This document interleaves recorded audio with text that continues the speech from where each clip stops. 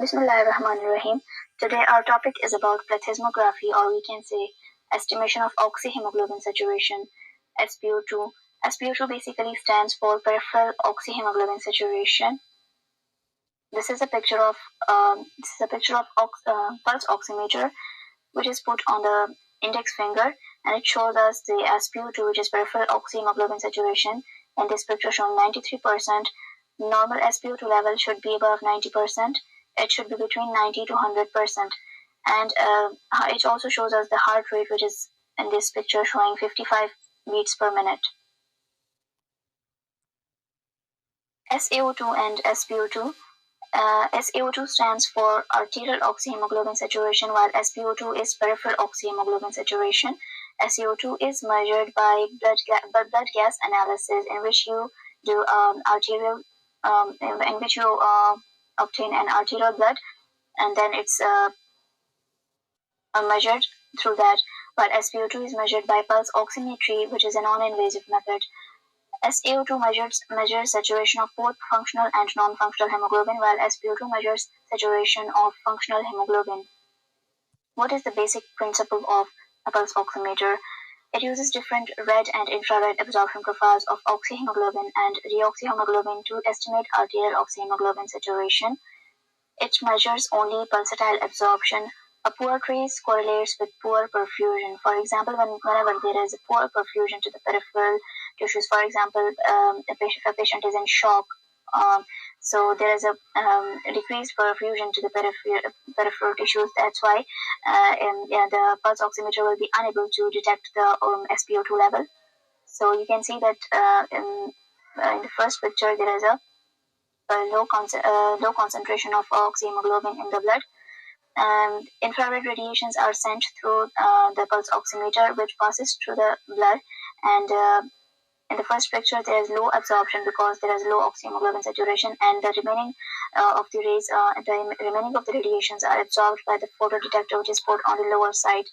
And in the second picture there is a higher concentration of oxyhemoglobin, so more of the infrared radiations are absorbed, and the remaining ones are picked up by the photodetector, which is applied on the lower side of the pulse oximeter, and it shows us the SpO2 level. The sources of error: sometimes the pulse oximeter can show us SpO2 level, which is not actually that value. So, for example, carboxyhemoglobin. Carboxyhemoglobin, actually it is formed in the blood whenever there is carbon monoxide poisoning. So carbon monoxide is a colorless and odorless and tasteless gas. As whenever it combines with carbon monoxide has a almost 200 times greater affinity for hemoglobin than oxygen. It binds tightly with the hemoglobin and forms carboxyhemoglobin.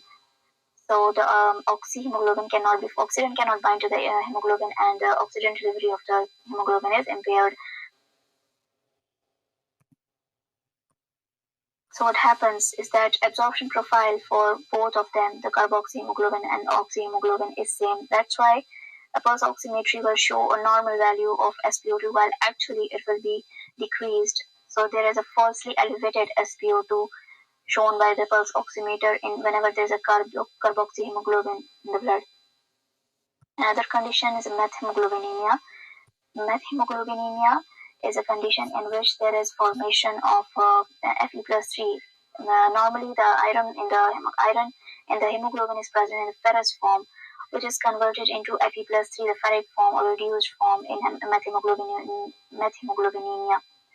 So it can be methemoglobinemia can be congenital as well as acquired.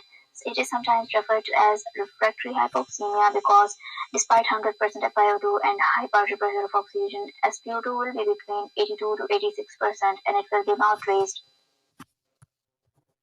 What happens in hyperbilirubinemia is that hyperbilirubinemia does not affect SpO2.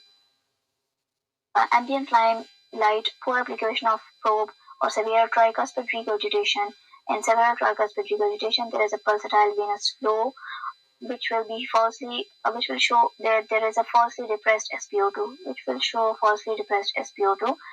and actually the SpO2 level will be normal in the blood. opposite to that, it is a condition opposite to that which is present in the carboxyhemoglobin, in which there is a decreased oxyhemoglobin concentration, but the pulse oximetry will be showing us a normal SpO2 level. And also whenever the oxygen saturation is below 80%, so pulse oximetry, the accuracy of the pulse oximetry will be decreased.